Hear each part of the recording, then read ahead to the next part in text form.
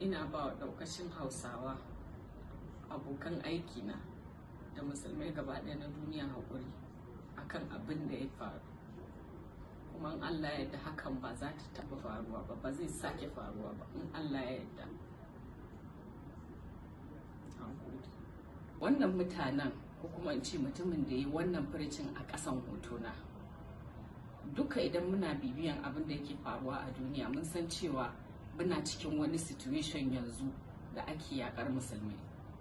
So mutum yana neman wani gaba ne kawai da zai samu ya ci mutuncin musulunci, sai kuma kaddara ta fada a kan hotona.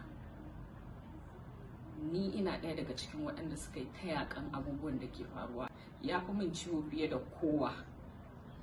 Don Allah a yi haƙuri, Allah ya kare.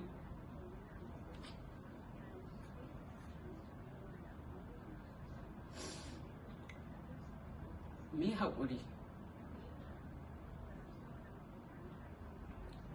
mu dinga yi wa juna adalci. Don Allah, na gode.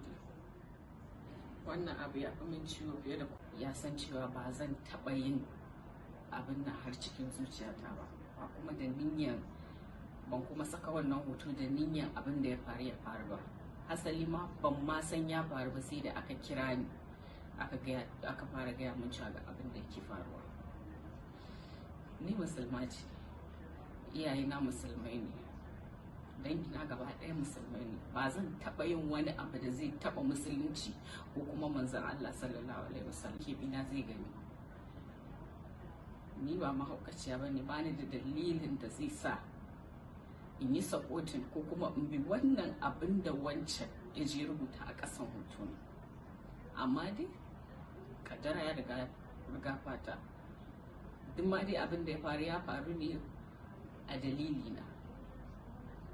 Ina mai bawa daukashin al'umma haƙuri. Wannan abin ya fi mun ciwo fiye da komai. Okay. Salamu alaikum. Sunana RAHAMA SADAU. Ina yin wannan bidiyon ne saboda in yi magana akan abubuwan da suka faru a kwana ɗaya da kwana biyu da suka wuce. Abu ya taso akan hoton da na saka, kuma abun ba ni daɗi ba ne,